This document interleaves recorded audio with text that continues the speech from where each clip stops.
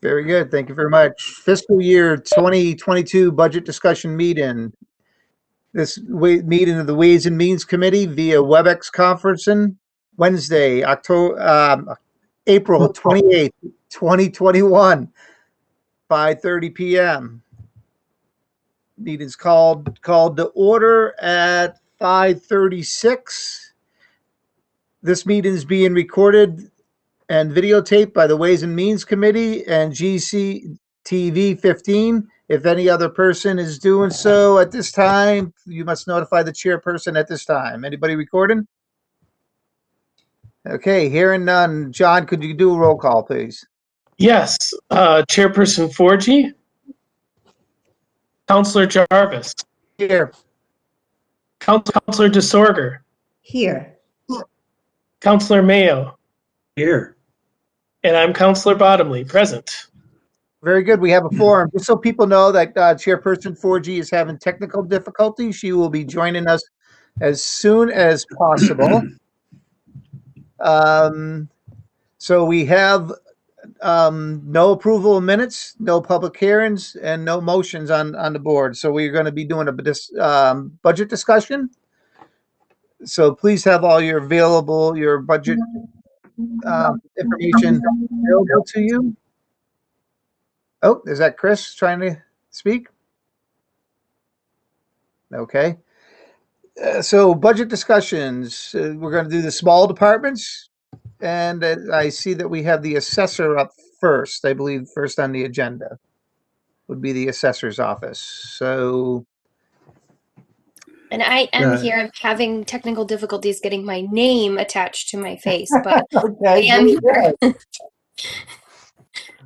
So you can take it over from there if you'd like to. Okay. Okay.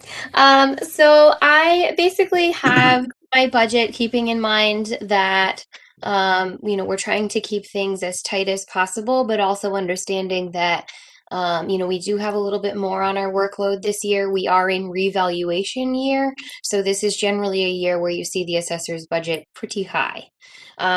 So what I did to try to be reasonable with the budget, but also be appropriate for the scope of work, is to increase the assistance hours, the administrative clerk, from 25 to 30 hours.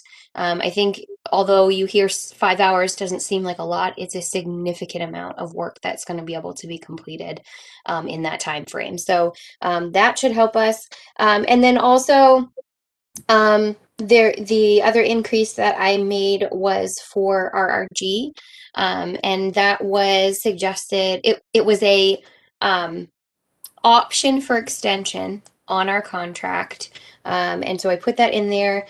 That is for $107,500, and that's going to help us with reval this year. That's going to include all of our inspections, just like last year. Anything else extra that the state is requiring of us this year, any legal that would come with the revaluation. It also, again, covers the ATV cases, which we generally have to have legal assistance for. Most cities and towns, I would say 99% of cities and towns, have an attorney go with them to any of their ATV cases. So by having RRG, that takes away the legal fees for us. You will see the Board of Assessors as of right now. I've kept that the same. I understand there might be some changes, but for now we have still 2 members that are getting paid. So that stayed exactly the same at $5,400. There is no longevity software. I was able to take out the legal line. So that was $1,000 that was removed from my budget because we don't need it with RRG because they're able to cover that. The recording is, you will see, I did increase that a little bit. And that's because there's been more sales, which means more deeds, so more pieces of paper coming through. In the past, we've been a tiny bit under on that one, but with the increased amount of sales that there's been over the past couple of years, I just thought that adding a little bit extra to that was probably appropriate so that we don't get negative. School, I left exactly the same because we have, well, there's a couple of things happening. I had one class that I needed to, which ended up being offered this fiscal year. So that has been covered. However, we are potentially going to be having a new board member depending on the election and who runs and so on and so forth. So they will need to take a course. And also we have the administrative clerk who has not yet had a chance to take any courses, which it's not required for the position. But of course, the extra schooling is always a nice thing. Makes everything run smoother. The more knowledge, the better. So that's where my $1,500 came from there. And I think the only other place that went up was advertising. And that was because the cost of ads in the newspaper has increased. So not really much I can do there. I was also able to decrease the mileage reimbursement because many things, I shouldn't say everything, but many things are being offered online now. We really don't need as much as we had in the past. In the past, I think I was even going over $200 with all the amount that I was traveling to take all my courses. But now that everything is offered via Zoom, we certainly don't need that much money. There are still some seminars and things that happen within Franklin County that may or may not need to use the cost.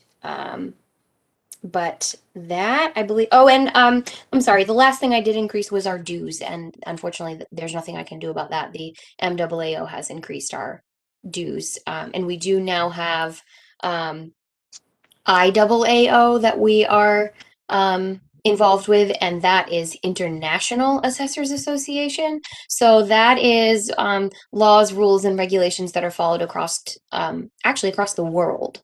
And then there's specifically the MAAO, which is Massachusetts Assessors Association, and that's much more specific to us. So that's basically where my increases and decreases have come from, and I'd be happy to answer any questions. Very good. Thank you. Counselors, we'll do the same format that we have been doing. Doug, I see you have your hand up. I do.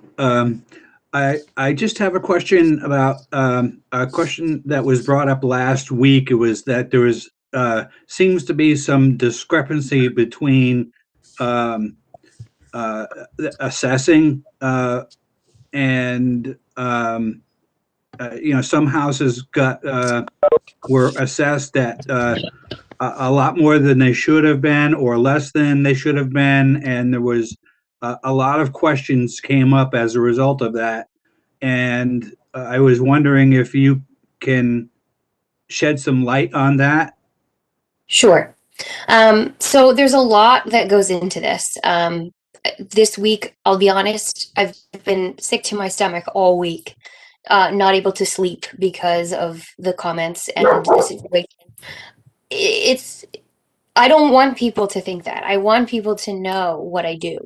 And so I have so much to say, but I'll try to keep it short. When I was listening to some of those comments, the values that were being used were not all in the same fiscal year. So one property may have been used, the value was from fiscal year 20. And then the next property that was being compared to, the value was 2021. So of course there's an increase. There's, the sales, the market is hot right now. And so everyone is, the values are increasing. What I can also say is that the assessor's office across the state of Massachusetts, I can't speak exactly for other states because I don't know exactly how their laws work, but across the state of Massachusetts, we have the state over our shoulder all the time. We are in contact with the state for help, for many reasons. But not only that, we have laws and rules and regulations that if we don't follow, they don't set our tax rate. They don't set our values. We don't get our tax bills out on time. They don't care. They want us to do what we need to be doing to be fair and equitable. So, I think that some of the comments that were made, maybe people just didn't realize that. And I don't expect people to know everything that I do, because this is Right. really a specialty job. Before I worked in the assessor's office, I didn't know all the things that this job entailed. Yeah, So, if I may decide, I don't mean to cut you off, but we need to and I do respect your position, but we need to concentrate on the budget. So if the questions could be in regards to the budget, that would be helpful tonight. sure. And So I can respond to that in the way of the Well- budget as well, whereas the consistency of the assessor's office is super important. And where I'm going with that is that if we keep looking for a new inspection company and switching in and out, we go to Mayflower, we go to RRG, there's a company called RRC, maybe we go to them. We're not being consistent, and a huge part of the assessor's office is consistency. So this is why you continue to see me put RRG in our budget. And if I could just comment, I would say, Counselor Jarvis, this is about the budget. It's about money that we're talking about that the city has to deal with. So it's money that's supposed to be accounted for. So I would clearly say it's part of the budget. And it's very appropriate to talk about it in this forum. So. I can't see everybody else, so if you do have a comment, you can just speak up, because I see a lot of low bandwidths out there tonight. Doug, were you done? Yes, I am. Thank you. Ed? Yes. Hi, I'm finally back on. I'm the Hi. big eye. She's the big eye in the corner. I'm the You're big eye in the sky. corner. Okay, so we had I started. cannot get in any other way. So Okay, that's good. I'll catch you up to date. We started. We just did the assessor's budget, but now we are taking questions. So that's where we are right now. We're taking questions. can you tell me what questions have been asked so far? The question came from Councilor Mayo, just a little bit of explanation about the discrepancies in the assessor's assessments that were brought up at the city council meeting. Okay. Thank So you. that's where we are, and I was moving on to any other counselors, but we're having a tough time seeing them because everybody has low bandwidth. Liz has her hand I up, but don't know what happened. I really don't know what happened on the days. Anyway. So Ed, go ahead. Why don't you finish chairing this part of the meeting with the assessors, and I'll take over. Oh, okay. With treasurer collector. Is that good? Okay, sounds good. Okay. So any other questions for the assessors, please? I actually have one, if I may. Yep. It's in regard to the contract. So I don't know if it's actually a question for you. This is the RRG contract. So Kim, I'm not sure if it's yours, Mayor's, or Liz's. So I'm going to ask. So we all have a copy of that contract, and I see that the contract was 3 years, and right now we're in the last of our 3 years. And then there was an option to push it out for another year, and an option after that to push it out for another year. So my question is, well, first to the mayor, I'm assuming that you made the decision to push it out for another year. I believe that probably happened under Bill. I don't recall doing that. I honestly did not have anything to do with that contract. I support the decision, but So I think, I'm sorry, Mary. Go ahead, Kim. Go that's ahead. okay. I think we have not physically signed a contract. One has not been presented back to us from RRG yet. We have to Well, that is re-sign with them. But the as you see in my budget, I have budgeted as if this is the intention. I'm sorry, could you say that last part again? I just said I have budgeted as though we will be re-signing them because that is hopefully the intentions. Okay, And you did, I did say in the beginning when I don't think you were on yet that the the increase in the contract is actually a lot to do with the fact that we're in a revaluation year. And in cities and towns, when you're in a revaluation year, you generally have a largely increased budget as it is. So we're actually, although you do see an increase from year to year, we are also saving money by doing this as well because we're not having to hire an extra attorney, extra people to do extra inspections or any extra work that the state is asking the city to do. So there is a little background to that as well. thank you. I keep shaking my head yes, but you can't see me. I can see you. So. Okay, so my next question is, I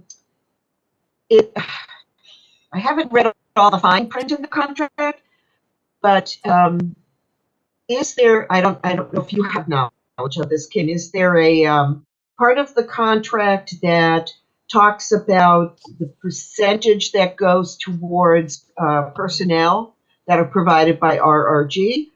Am I mute? No, you're there. No, that's not any of our business really. That's something that they do internally and not part of anything that I know of. Okay, so they provide us with a field assessor or an assessor that goes around, and they provide us with software. And No, they do no. not provide any Okay. software. Okay, no software. So it's just for the person who goes around and does our assessing and brings information back to the office. No. Would you, okay, strike three. Would you like to tell me again? Yes. So ROG for us, they negotiate differently per whatever the city and town needs that they're in. But for Greenfield, we have one specific person who comes to our city, but there are multiple people that are available to us. By this, I mean, we have, in this case, we specifically have Jeff Reynolds, who is in our office weekly, working with me. I'm on the phone with him multiple times a week, sometimes multiple times a day. Then we also had another person that was in the office with us as well when I had just come back from maternity leave, and so they were just helping to catch us up from all the things that hadn't been done during that time frame. Right now, she is currently in another town, so we just have Jeff. But if we need some help with personal property, we have contacts that will help us with our personal property. There's someone specifically that they've hired that only does personal property. So when our form of lists are completed, we'll be sending them off to her, or she'll be coming to our office and working on those. And by sending them off, I don't mean physically handing this box of paper to her because they can't leave the office. I mean, we forward them through the computer system. So we email them all to them. So we also they have someone who specializes in ATB cases. They have someone who specializes in commercial and industrial. They have someone who specializes in solar. So any little need that we might have, we have a resource through them to get the information. So it's not just one physical body. We also have a team of inspectors that come out, and it's the same people every year who do our building permits. We have, people who do the cyclical inspections. It's the same people every year who come to Greenfield and do these inspections, as well as myself. I am shadowing them currently in many inspections because I'm fairly new to that, and I don't want to just jump the gun and go out there and have my work be completely different than theirs, because there's your inconsistency and there's where you come up with some issues. So it's not just one person. It's many, many, many people at any time of the day, week. It doesn't matter what you need, you get an answer within a couple of hours. Thank you very much, Kim. I appreciate it. Mm-hmm. Okay, I see Liz has a question. Go ahead, Liz. Oh, no, I just had a comment. Okay. We also would be paying, I don't know if you recall, but when it's a reval year, usually bumps up a lot. Yeah. And it's included in their price. Secondly, what folks forget is when they look at costs, they forget when you have staff members, you're paying about a 35% fringe benefit rate. So when you just look at something and say, oh, that's a salary, no, it's not. So the other thing I would say too is that the mayor and Kim and I met, and we plan to have a more detailed session on this because of the meeting the other night, and that there was a lot of inaccurate and incomplete information given. But we want to go through it all with you, which is very detailed. So we came here to discuss, the budget, but we are going to be scheduling something more in depth with you all. Not in May, however, June or July. No, that's perfectly fine. I agree, not in May. Thank you. That actually, I'm happy to hear that, actually. I think that would be an important piece. I also just want to point out too that I'm happy to give any information that I am able by law to give. And when people come with questions, whether it be phone calls, emails, in person, whatever it is, those of you who've come to me with these questions know that I will bend over backwards to help you understand what it is that I'm doing and why. I had a conversation with someone today that didn't go as they would have liked it to go. But at the same time, they understood that I'm doing my job and there's laws that I have to follow. So I can't bend them just because I think you're nice. As much as I would love to, I can't.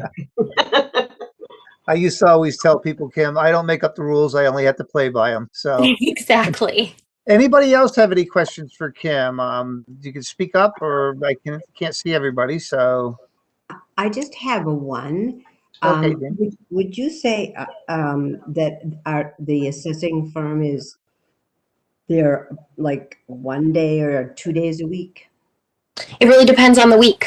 Sometimes they're physically in the office 1 day a week. Sometimes they're physically in the office multiple days a week. But I generally am on the phone with them for one reason or another multiple times a week. Depending on what's going on in the office, it could be every single day. Okay, and their budget line item was like 107,000, I think. That's correct. It was 107,500. Okay, thank you. That's all. Anybody else? Yep. Yep. Okay, Doug. Yep. Can you hear me? Yes. Okay. So I think it would behoove us to have, a retraining, not only to the city councilors, because we're going to have to explain this to the residents that we represent, but it might even behoove us to open it up to have a part of a town council meeting deal with assessing and how that's done, because it was the residents who brought this issue up, and they were I think it's more that they need to be educated than us on the council. But it couldn't hurt to have a review course from the council or to the council on just how that whole process is done, so that we don't run into what happened last week again. Yeah, I believe, Doug, that the mayor and Liz and Kim just spoke on that later on in June and July. Later on during the summer, we're going to be doing that. And to your point, Councilor Mayo, we definitely would welcome members of the public to attend the meeting as well. Thank you. That's it, Doug? Anything else? Or? No, I'm all fine. Okay, anybody else? Ed, Yes. I would like you to continue because nobody can see me, and except an eye. So I if thought you're it was- okay with that, I'd I love it. thought I was going to be off the hook, but I will continue. Okay, thank you. I'd like. Let me first thank Kim for her time. Thank you. Thank you, Kim. Thank you for all Thanks. listening. Thank you, Kim. Thank you for all the answers too. Of course, anytime. Thank you. Now we're going to move on to the treasurer collectors part of the budget.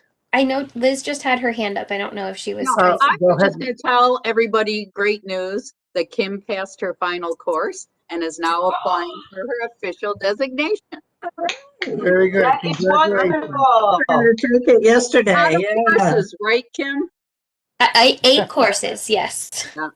Fabulous. That's all. We'll have Fabulous. some champagne. Absolutely. That's something to be Okay. very much proud of. That's Thank you. I am very proud. It was eight long classes and 8 very hard tests, but 8 nights of being sick before the exam because I'm nervous wreck that I would fail them, but I passed them all. I understand it all. Congratulations. Thank you. Okay, so treasurer collector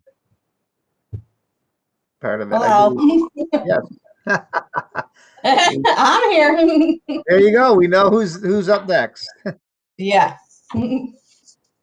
So I'll just briefly go through my budget. It's not a whole lot changes from year to year with me.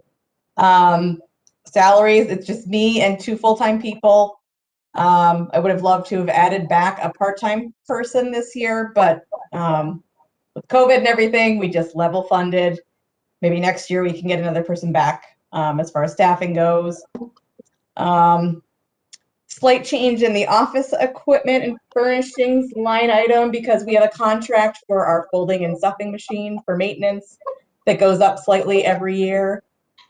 So there's a slight increase there from last year. We don't have any software, bank services.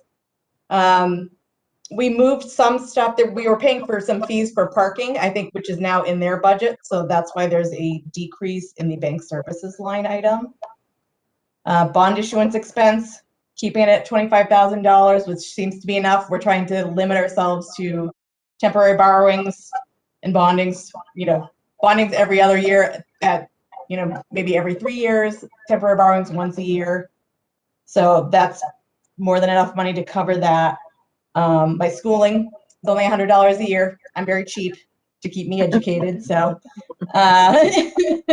and our printing line item went up a bit because we are now outsourcing the printing and mailing of all of our bills because we did lose a staff member last year. So it's helping us not get bogged down with having to print and stuff and mail everything. So that is all I have in my own budget. If you guys have questions, I'm happy to answer them. Okay, any questions for Kelly on that part of the budget? I can't see anybody, so you can just speak up. This actually sort of pertains to the budget, but are you finding, when you were talking about the number of staff, have you found that more people are coming in or mailing in? That's indirectly related to mailing in their tax payments. No, now that we have the Dropbox, we have a lot of people that drop it there because the mail has notoriously been really slow lately. We do have more people paying online. I actually have been trying to research new technology for us to be able to make things more online for people so that people can look up their own bills, reprint their own bills. I thought I had found a solution for that, but it turned out it was going to be much more expensive. So I'm back to the drawing board, trying to find something that's going to be cost effective for the town and cost effective for the taxpayer who's maybe paying online with a credit card.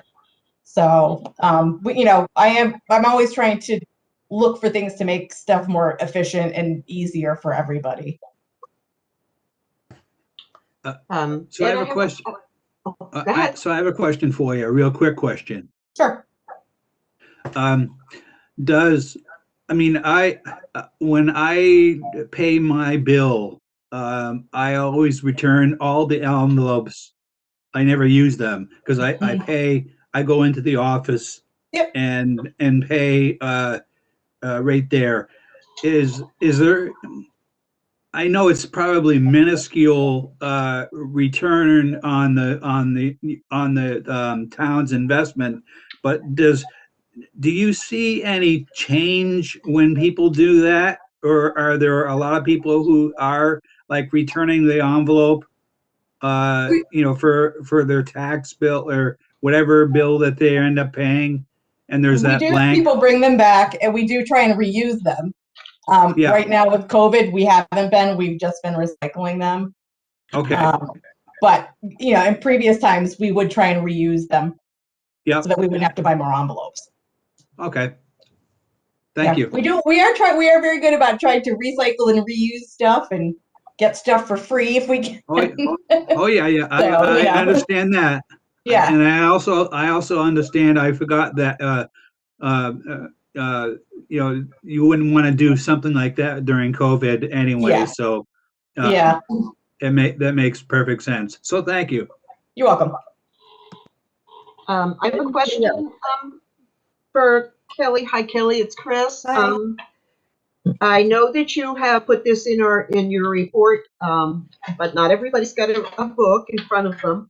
But I wondered if you would talk to us a little bit about tax title. Sure. Well, that's another one of my budgets. So, tax title. What exactly do you want me to talk about? Well, I know that we are up this year in tax title. I know that one of the things you had talked about in your report was that you were moving. Now, I don't want to get this wrong, but you were moving more quickly than you had in the past to We collect. actually haven't. No. I'm sorry? We haven't moved any. With COVID, we haven't sped up the process at all. The city of Greenfield we're very slow at putting people in tax title. Normally, what most towns do is you send out a demand after the end of the fiscal year. You give them 14 days to pay the demand, and then you can start the process right then and there. We actually give people a whole nother year to pay before we start the tax taking process. So get out of here, Kat. So by law, we could have sped it up. And in some ways it helps the taxpayer. So like those people who are just kind of like ignoring it, it kind of brings it more to their attention quicker if we were to speed it up. And it actually helps the city too, because we don't want people to get behind and have it be harder for them to get themselves caught up. And also if they get behind and they contact me quicker, we can maybe put them in touch with services that can help them, put them in touch with the assessor's office for abatements before it gets, too hard for them to get caught up. Okay. But just with COVID, I didn't want to start pressuring people, especially knowing people are out of jobs and, people are struggling right now. I did try and send out letters to everybody that was behind, more letters than I normally would, just as a, hey, you're behind on your taxes, like contact me, try and make payments, stuff like that. And if we were going to speed up the process, that's definitely something that like Liz and the mayor and I would have to talk about, whether it would be beneficial for us to or not. Right now, like the actual people that are in tax title, we don't have that many. Our tax title balance is actually very low compared to other cities. So at this point, I don't see the benefit in doing that just because of the state we're in. But certainly it's something, if our tax title balance starts to grow, we might want to think about doing it. But right now I'm not looking to change the process. Okay, thank you. I have a follow-up if I could, please. Sure. When property goes to auction, so the town is auctioning property. Before it is, I don't know if this is legal, but before it is sold, or I know you put it out to bid, okay? So when bids are open, is there a mechanism whereby if somebody who already owes us taxes, back taxes, can that be collected at that time? Are you talking about somebody who bids on the property? Well, you go out to bid, somebody bids it, they win the bid, and then they win the bid, so they're going to pay for the property, but they are in arrears to the town of Greenfield for other property tax. So no. So when we sell property at auction, one of the stipulations is that you cannot owe the city back taxes for anything. You are disqualified as a bidder if you owe the money, the city money. Oh, I didn't. If you're an arsonist, or there's a couple other stipulations too. But. Okay, so like if there's a person bids, wins the bid, but on another piece of property that's owned by that person, and they're in arrears, there's no mechanism where you can collect that money or. No, I can't. Okay. I can't forcibly make that person pay the money in order to get this property he's trying to buy, he or she. There's nothing legally I can do to force that. Okay, thank you. And anybody else have any questions for Kelly? Yes, there is. Okay. Isn't there, I think the state does this, but isn't there any way that if somebody is in arrears in the tax payment, and I've run into a couple of situations where it's happened, and the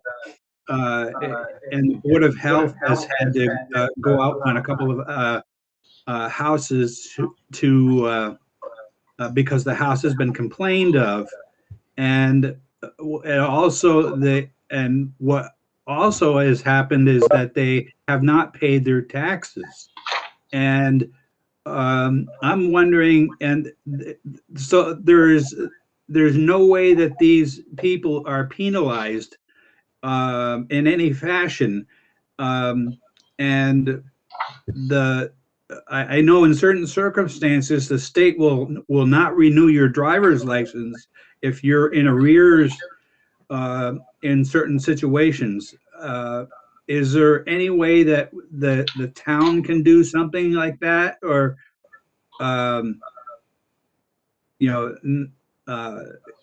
just because it seems to me like there's no mechanism for the town to collect the money that it's owed, and we're talking about, in the situation that I knew of, it was in arrear. They were in arrears for several years before they and still are. So the town is out 7 years worth of money with no option, with no way to get it back. I guess I'm not quite sure what you're asking me, because you were talking about the Board of Health and then you're talking about taxes. So. Well, I mean, there's a couple of two situations that happened. People were complaining that there was the place was a dump. It was a dumping grounds, but at the same time they weren't paying their taxes. So the Board of Health went out and did an inspection and said, and then he found out that they had been fined, but hadn't paid their taxes, and hadn't paid their fines. And I thought it was just very strange after several years that there was no mechanism that the town could collect. Well, we do. I mean, if they own this, they're in land court. We can only make the court system move so fast. And if it's one of the properties I'm thinking of, everybody who's an heir to the owner of the property has to be served. And in some cases, there's no probated estate, and it's heirs of heirs of heirs of heirs of heirs. You know, like the court will not allow us to foreclose or do anything until everybody has been served in the case. So from my perspective, I always pursue anybody who owes taxes. The city has also adopted a mechanism for you to lien any of those fines that like the health department, building department, fire department assesses to any of these properties. We can add that to their taxes. So it's not like it goes unchecked. I mean, we always pursue all these things, but how fast it happens is sometimes Right. beyond my control. Right. Well, I'm glad with, you know, what you had just said was exactly what I wanted to hear, is that, you know, you could add it to their taxes at the end of the year, and also maybe if you wanted to add the fines on there as well for not paying for several years, you could do that too. Yeah, we're still, I mean, we still haven't gotten a mechanism together to do that, but it is accepted. We are working on it. Kelly, Okay. can you verify that when we have an auction and tax foreclosure, Yep. that the taxes are paid off that are owed? We try and get enough money to cover that. From the proceeds. Yes, we try to. Okay. It's not, I mean, you have to remember It's not there's tons of interest and everything that are factored into what, you know, what we consider Right. the balance. But yes, we try and sell it. Most of the time we sell it and we make a decent amount of money on the property, which goes back into the general fund for the city. Right. But the taxes that were owed get cleared up. Yes. Okay. Yep. So that does eventually get paid. In a way. That's all my point. Yes. Yes, I got it. I got it. Thank you. Okay. Okay. Jenny, did you have a question?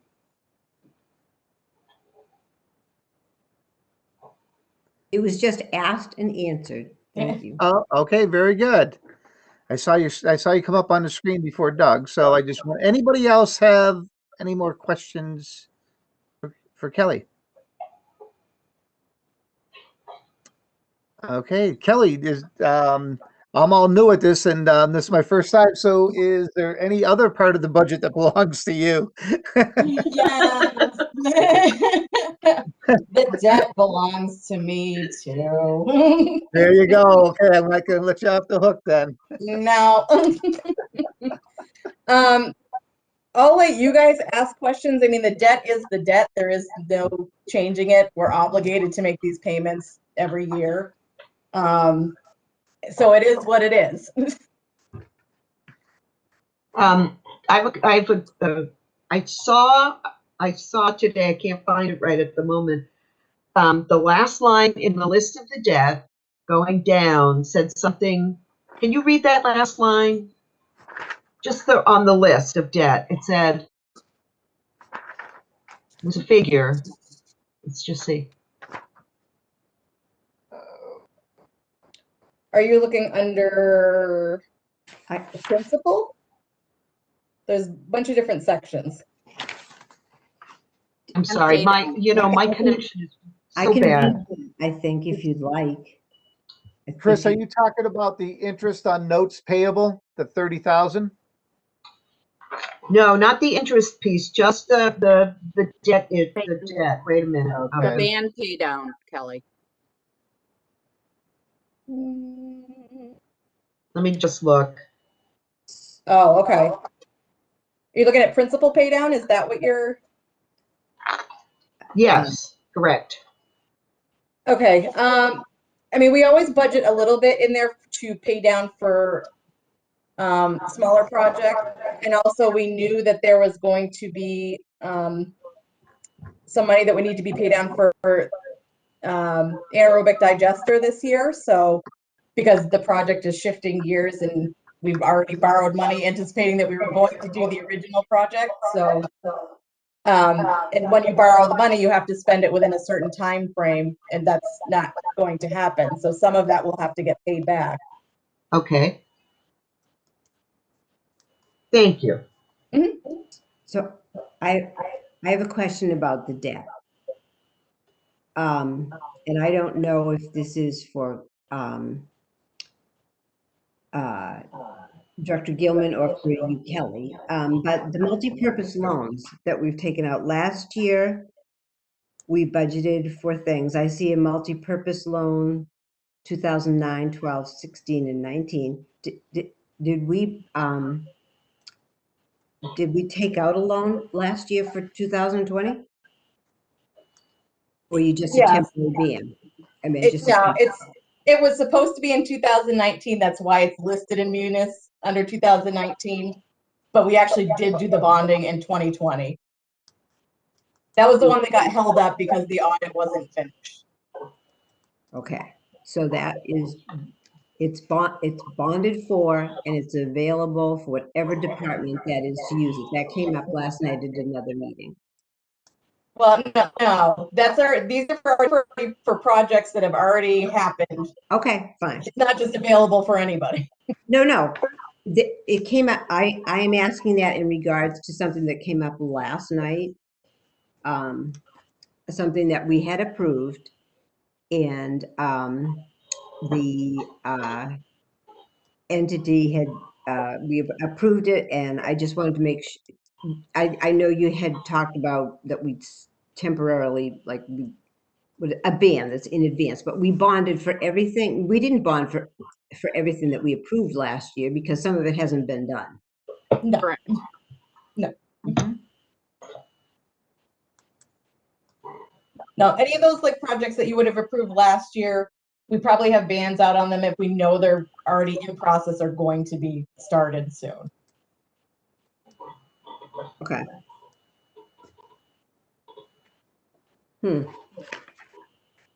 Anybody else? Is that, follow up, is that the usual amount that we pay down, the principal pay down? Or have we in other years paid down more? We've paid down more in the past. Like, how, do you have any idea how much more? Liz has her hand up. She might remember what that is. No, I'm not remember. What I want to say is when you've had a ban out for a certain amount of time, you have to make a mandatory principal pay down on that. So that also influences that amount that's in the budget. Yeah. Everything we had bans out on, we bonded this past, I forget what year we're in, August of 2020. Yeah. 2019. Yeah. Like it all blends together now. But so everything that we have new for bans, we're not into that period where we have to make a pay down yet. Next year we will have, some of it will have been out for 2 years, which is the magic number for when you have to start making pay downs. So next year we will have to pay down a little bit. So the multi-purpose loan in 2019 was not for anything that we voted on last year. It was for the year before, correct? It could have been the year before, could have been several years. 3 years Okay. before. Yeah. Got it. Thank you. Anybody else? Okay, not seeing anybody. I think Kelly, other than my when I pay my bill, my check writing fee went up 25 cents, but I guess I can deal with that. But that's Yeah, the way but now you can pay that's the way I it prefer to pay it's for only it. 50 So, cents. so there we go. Other than that, great job. Good to see you again. And I see you. I guess you're off the hook. Okay, I'm gonna stop my cats from destroying things here. There you go. Very good. Thanks, Kelly. Okay, next, I think we have the rec department. I believe so. Let me go back to my agenda, make sure I got this right. Recreation, yes. That's correct. Christy, are you there? Yes, I am, Councilor Jarvis. You're There doing a you great are. job, by the way. Thank you. I'm turning it back over to Christo the next time. I know you weren't prepared. No, you're doing great. So, for those of you that have your budget books, my two-lined budget is on page 151, if that's helpful. My department only has salaries in our budget, so we offer a lot of different creative and innovative programs, facilities, and events for our community, all based upon the budget of 3 full-time staff and 1 part-time staff. I don't know if there's, I mean, I can talk a little bit more about what we do, but I think you guys pretty much know what we do. Like I said, it's just staff. I'm not sure what kind of questions you may have, but I'm here to answer any, and appreciate your support in supporting our budget. Okay, very good. I'll just go first by saying that you guys do a phenomenal job with the staff that you have and researching all the grants and getting money for the city. You guys do a great job, and you should be applauded with only 3 of you doing that job. So Thank you. it speaks well for your department's dedication. Anybody else have any questions for Christy? I just wanted to comment on a kind of a follow-up on what Ed said. I just noticed this year how willing you were to step into any role that was needed. And thank you for all the support townwide that you always provide. But this year, I just happened to notice that you were wearing any hat that was needed and pitching in. So thank you so much. You're very welcome. Happy to do it. Anybody else? Well, not hearing any. Boy, Christy, that was a lot easier than Ways and Means, wasn't it? That is for sure. I appreciate it. You got all your questions We out. had you for capital, so I guess we made it. We were tough on you in capital, but we're going to let you off the hook on budget, I guess. All right. Well, much appreciated. Thank you, and keep up the Have a good good work. night. Thank you. And we are on to the library.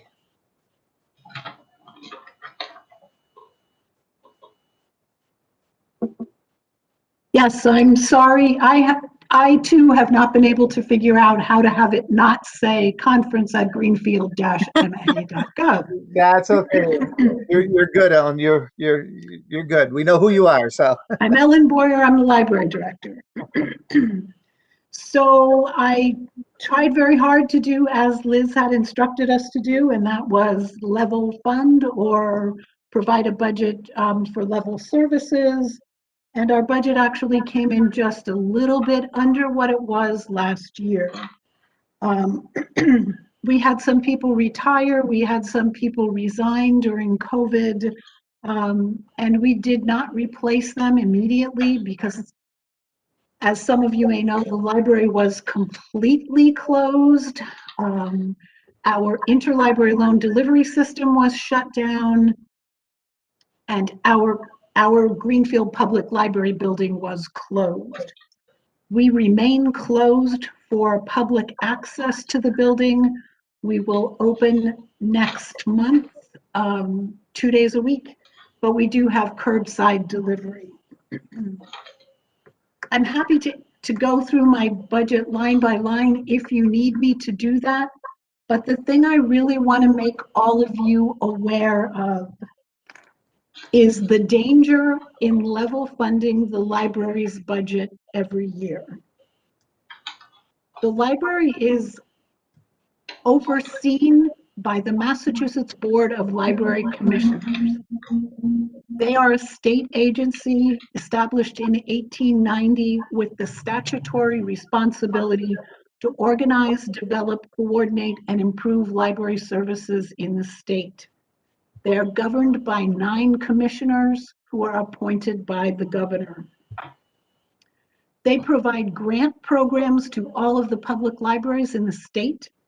The one that's the most important for us right now is the construction grant program. And what is that? $9,378,183 distributed to the city of Greenfield in 5 equal payments of $1,875,637. We just got our second payment. They also provide us with an annual state aid grant. That's usually between $30,000 and $40,000 a year. And they provide smaller grant opportunities when funds are available. The most recent one we took advantage of was a customer service grant of $15,000. When you level fund the library's budget 5 years in a row, all of those grant opportunities are removed from, you're no longer allowed to participate in those. We are currently in year 3, but thanks to COVID, they've reset everything to year 0. And we start all over whenever the state goes back to its normal schedule. So the library's budget has to increase by a certain formula that the state provides. It doesn't make me popular with the other department heads. I don't know that any other department has a state agency that governs them like we have the Massachusetts Board of Library Commissioners. So I just wanted to make you all aware of that situation that the library faces every year when I'm asked to level fund the budget. And I'm happy to answer any questions. Very good, Ellen. Thank you very much. And I'd just like to say that hopefully the year is coming down the road. We won't be level funding anybody. Hopefully we start a strong recovery. We have a strong downtown, and we have some businesses come in and we can say to people, increase your budget by 5%. and department heads will be jumping for joy. That's for sure. I'd just like to say you folks at the library do a tremendous job. For 30 years of my career, I was waiting next door to you folks, and I could see the people coming and going, the young children, the grandmothers that enjoyed taking them. People enjoyed it. So it was a pleasure, and we often got visitors after they were done with you. So anybody have any questions on this year's budget?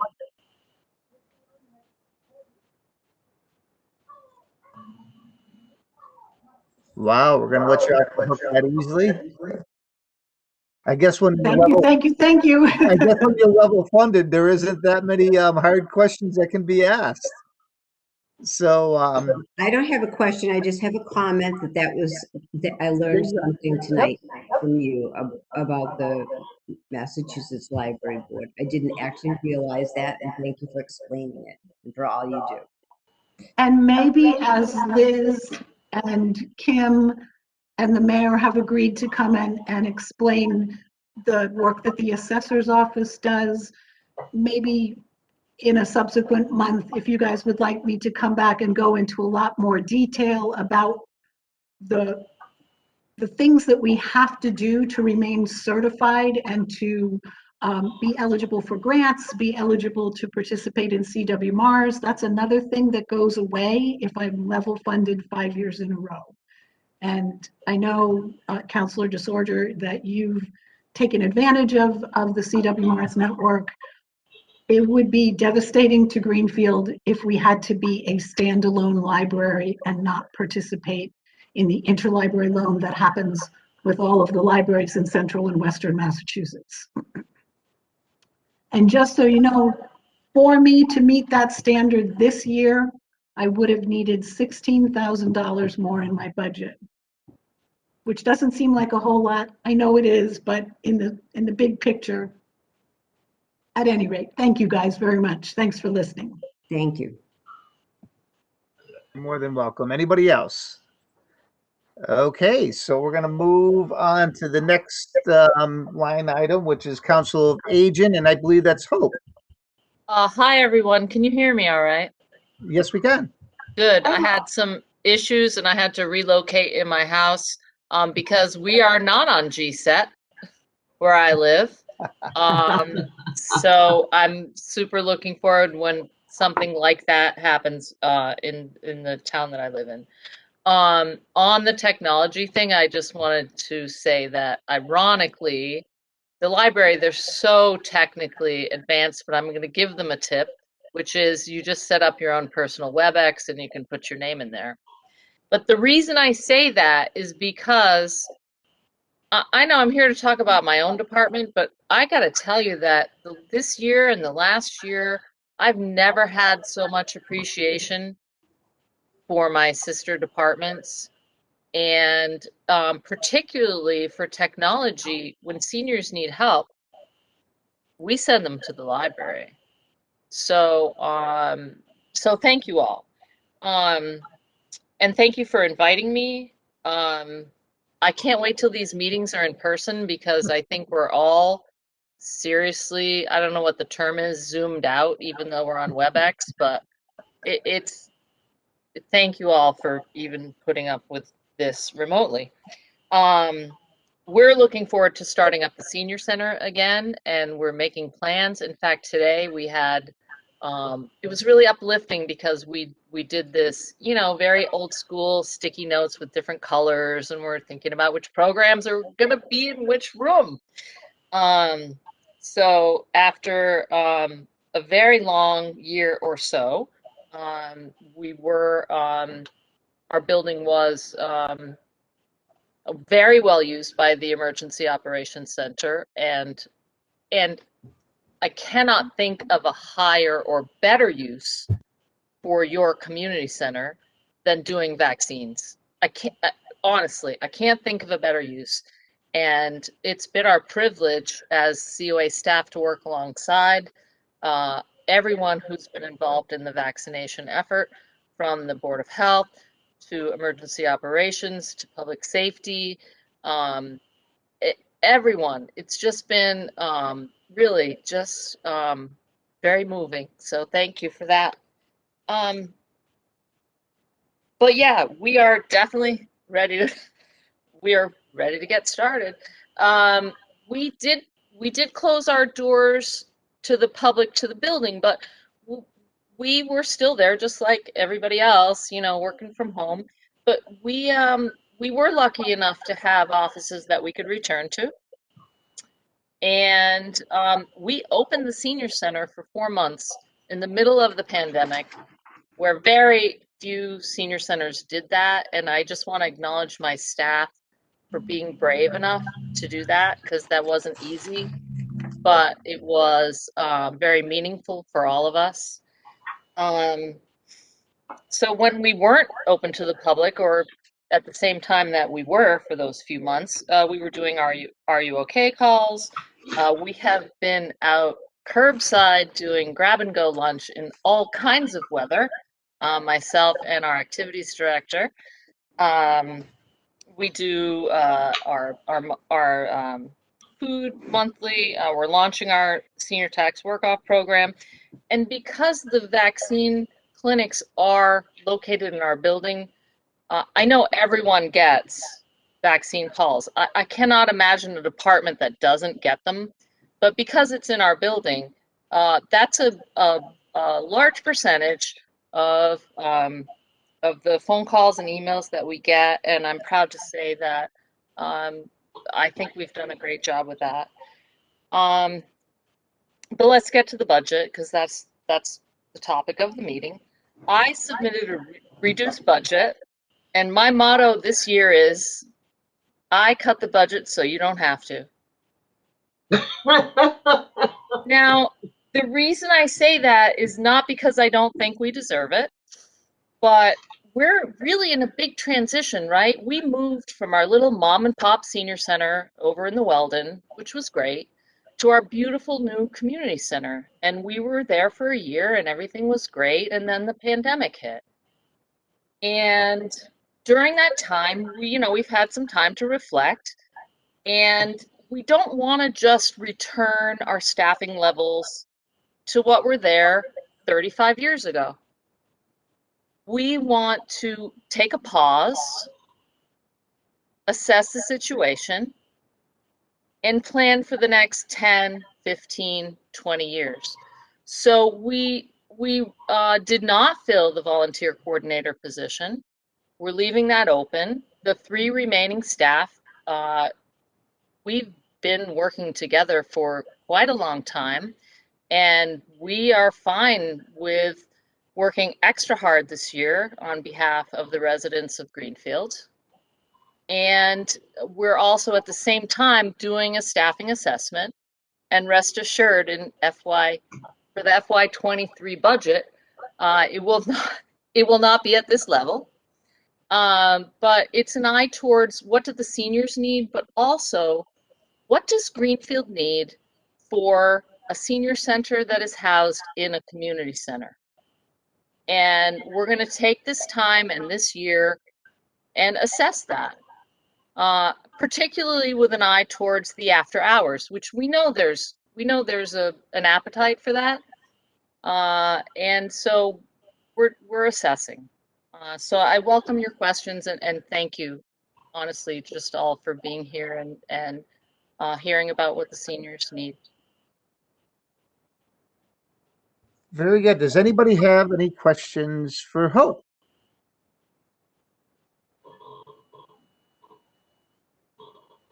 Wow, seeing that you went above and beyond and cut your budget, I guess there are no questions for you. I do have a question. Okay, very good, Doug. Yep. Not a question, but a comment. But I want to thank Hope and all her staff for what they've done this year. They went out over and above what they were expected to do, and Greenfield expects a lot of their staff, and you guys rose above that, and we want to thank you. So on behalf of Greenfield, I thank you. Thank you. Okay, thanks, Doug. Anybody else? I'm sorry, Carol. I can only be the city councilors. I'm sorry. I saw your hand up. I just thought I'd recognize that. I did see it. I too would like to reflect, Hope. It's been great. I volunteered a lot during the pandemic, giving shots over there. Great facility, and I'm glad that it's going to be turned back over to the folks that can enjoy it and are proud to have it and call that their senior center and their community center. So you guys do a great job there. Thank you, Councilor Jarvis. Okay, well, I guess I'm going to let you off the hook for the rest of the night, and hope to see you soon. I'm going to stay, but I am going to take my video off. Thanks. Okay, and I believe we're going to be moving on to energy, and I believe that's Carol. Good evening, everyone. I had my hand up because Hope was talking about the Zoom fatigue, and I've learned the word for that is languishing, and it's helped me try to cope. And all I'm hoping for now is that we're not getting the cicadas, and then I think we'll all be okay. Okay.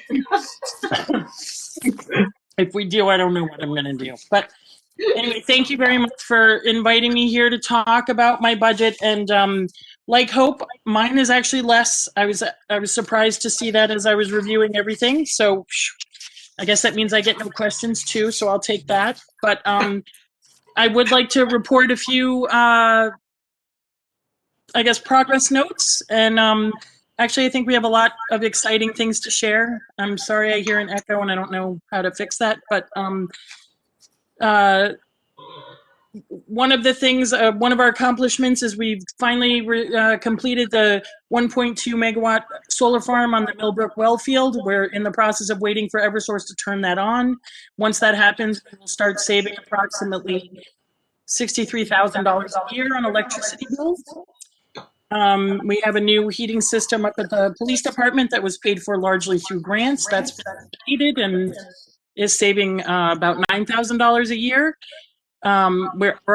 We've been maintaining or exceeding our goal to reduce municipal energy consumption by 20%, and over FY20 it was actually 27%, which is the best year we've had so far, and the result of many, many interdisciplinary efforts. And there's lots of other things, but I usually try to put them all in the narrative of the energy, the budget book.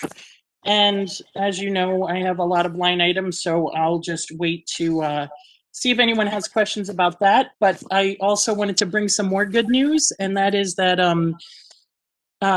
as I state, part of our mission is to bring short and long-term savings that aggregate over the years. And we keep a running track of all of our grants and incentives and energy savings. And since 2014, our new tally is that the combined efforts have resulted in almost $4.5 million worth of savings for the city. And roughly that's about, we're saving about $500,000 a year. So that is exciting to share. And we also have an additional $72,000 in our recently completed projects that we're going to add to that. And that also correlates to reducing our carbon dioxide emissions quite substantially, and it's the equivalent of planting 57 acres of forest.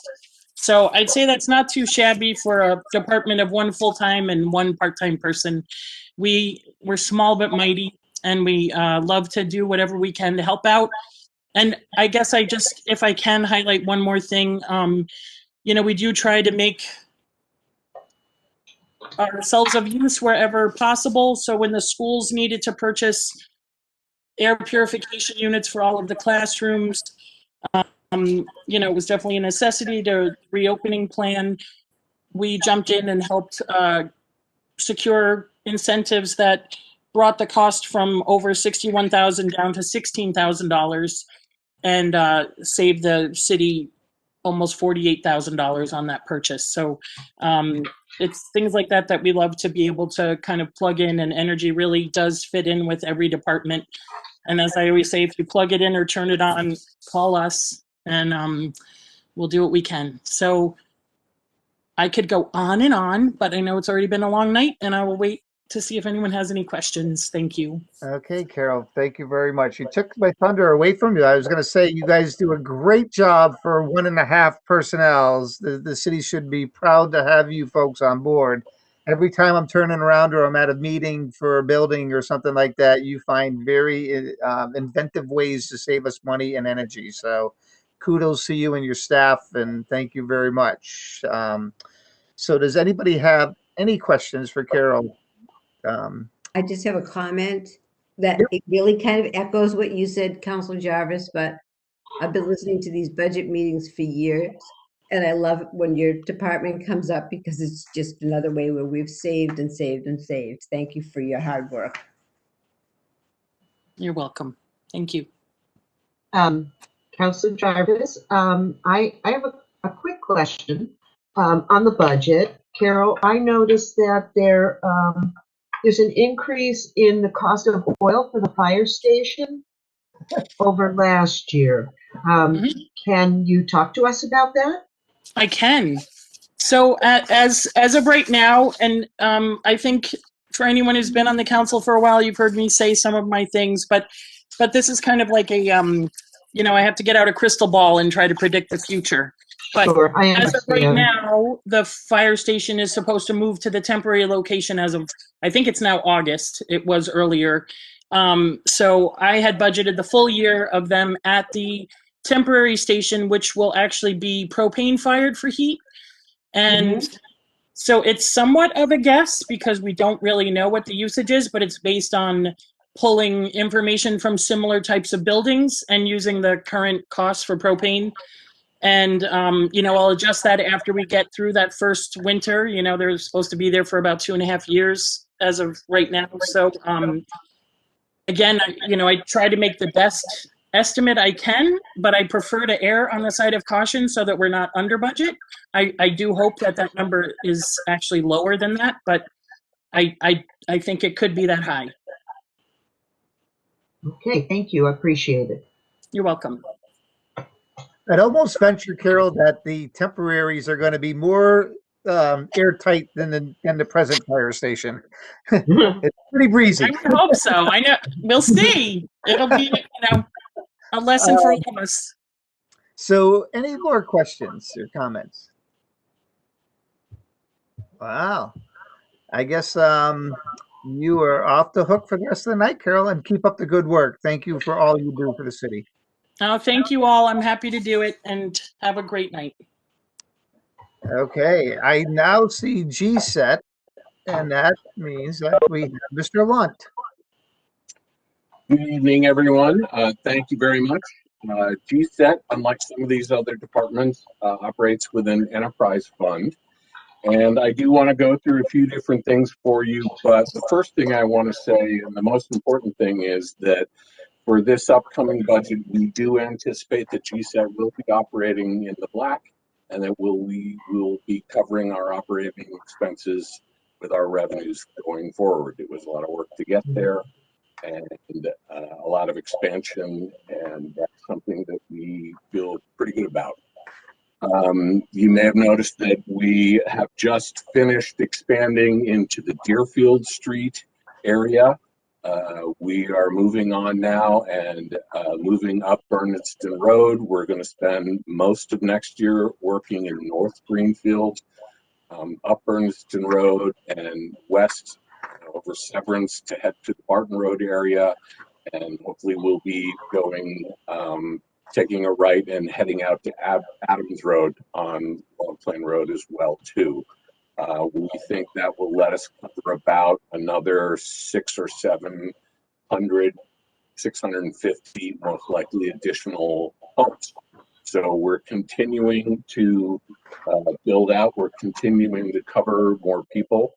I like it when Carol shows how much she's saved, because they've done a great job of doing that. I can tell you that right now, on average, Greenfield is saving, GSET is saving Greenfield customers over $1 million a year over what they were spending before on their internet and TV bills. And we think that will only continue to grow as we grow customers. Our goals for the year are to increase revenues by a third. That sounds like a lot. It's actually pretty far down from what we've done in the past. As our base gets bigger and bigger, it gets harder to deliver 50 and 100% increases on that base. But we're at the point now where we're pretty good at projecting how much new business we'll get from new areas and what continuing business growth we will get out of current areas. And we're feeling, barring some sort of force majeure event, we're feeling pretty confident that we will have the customer base large enough in the upcoming year to be solidly and sustainably in the black and begin to do what we have already laid out in the pilot program, which is become an outfit that will bring some money back to Greenfield, as well as saving money for people who use GSET. There are a couple of things that rose in the budget, and I think one of the important things to realize is about 50% of those are items that are variable with sales, with revenues. So for example, the single largest one is when we get a new customer for our bundled internet and TV, we have to pay for the TV content like everyone else does. And that's about a third of the increase in and of itself.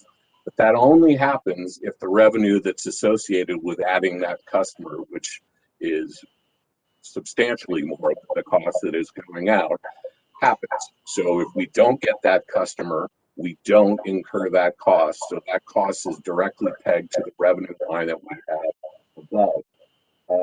That's also true for things like bank fees. That's also true for some of the contracts we have and some of the maintenance and depreciation work we do.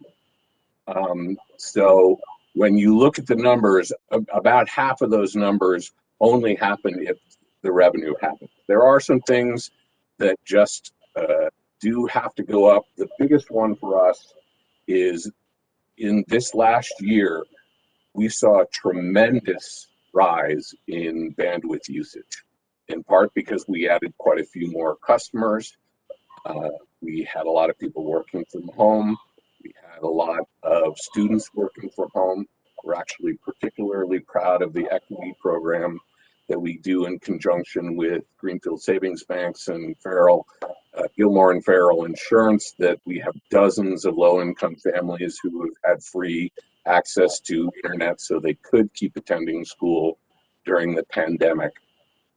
But there has been a tremendous amount of usage. The network runs 24/7, and there is not one moment, be it 3 o'clock in the afternoon or 3 o'clock in the morning, where we don't have quite a few people online. If there are ever any problems, we basically say that we have about 30 seconds before we hear from customers. So the way internet purchasing works is you can't just buy a little bit more as you go. It's not sold that way.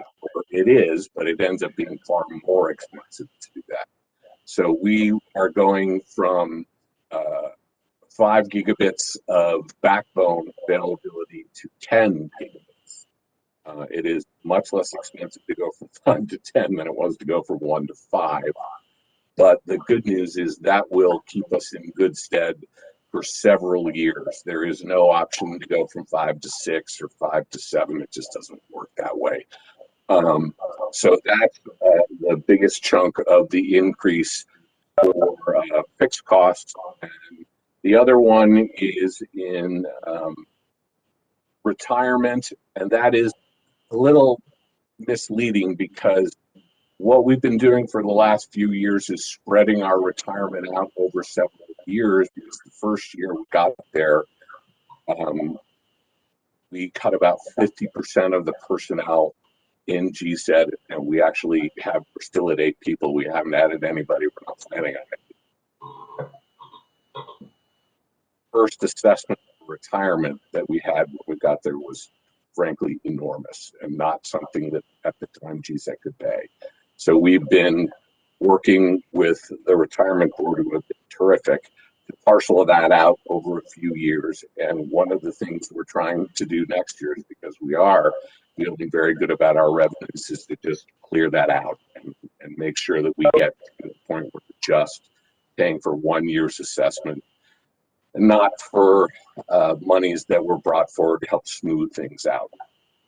So that increase is about, I think it's about $35,000 or $40,000.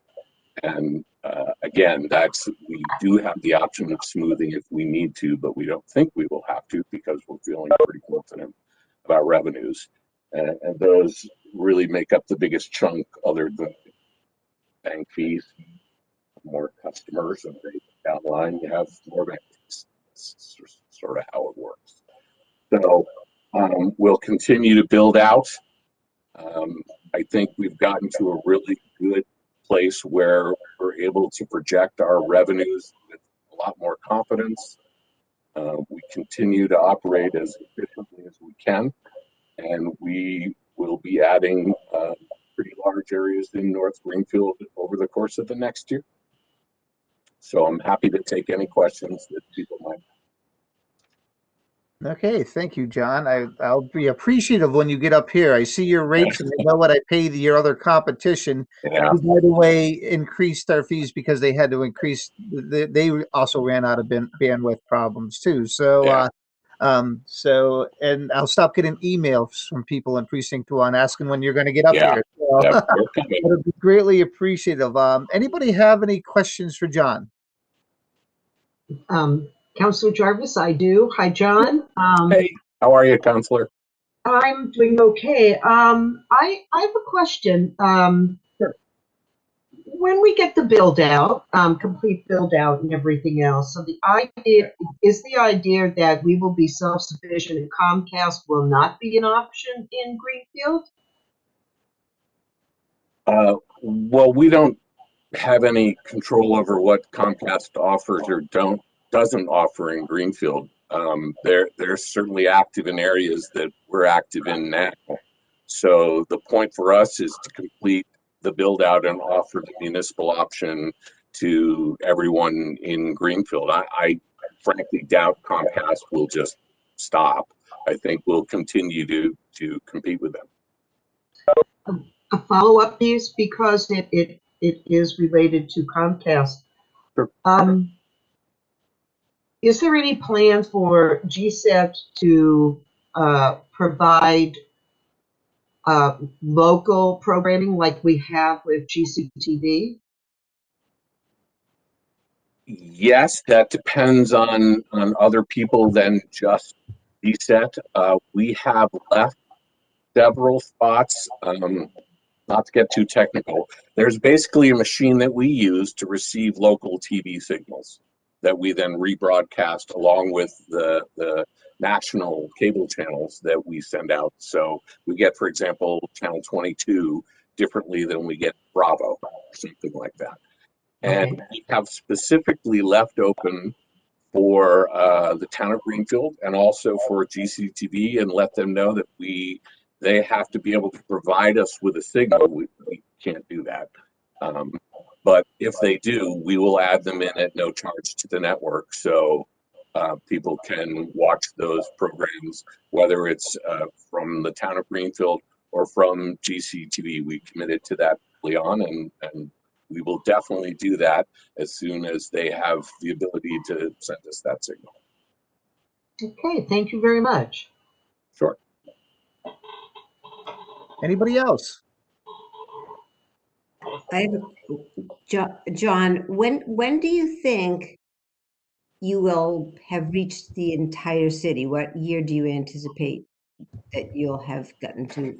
Well, it really depends on capital, right? So we're always looking for grants, and I'm not going to forerun anything, but we're hopeful of getting some grants. And anything we do will accelerate the build out. So I know it sounds like a long stretch of time, but it really depends on how that all works out. So it could be anywhere from 2 to 5 years before we're finished. We'll get to the great majority. Starting in the core meant we could cover the most populous and thickly populated areas in the beginning. Getting to the last 5% from 95% to 100% is going to be by far the hardest, because now you're talking about people who are in quite rural settings out on the outskirts of Greenfield. So I think we will get to 95, 96% of the town within the next year or two. And then it'll really depend on grants as to how quickly we can get to the last little bits in the most rural areas. Thank you. Anybody else? Okay, well, I'm not hearing any, John, so I guess you're off the hook also. Okay. Have a good night, and we greatly appreciate everything you do and GSET does for us, and the money that we save and possibly can save when you get up here. Excellent. Thank you very much, everyone. Thank you, John. Have a good night. Okay, that's the end on my agenda that I see. Now we're moving to other business, which is none of it. And I have to announce next meeting Thursday, April 29th, 2021, 5:30. WebEx conferencing system, FY 2022 operating budget, public safety, police, dispatch, park and fire, infrastructure, DPW, central maintenance. Will be the April 29th meeting at 5:30 via WebEx here. So I will entertain a motion for an adjournment. So moved. So moved. Second, Mayo. Second from Mayo. Very good. Thank you, folks, for your time. Thanks all of you department heads if you're still on. Mayor Liz, thank you very much, and we'll see everyone tomorrow. Thank you, Ed, very much for your job for chairing the meeting. I think we'll hire you. Thank you.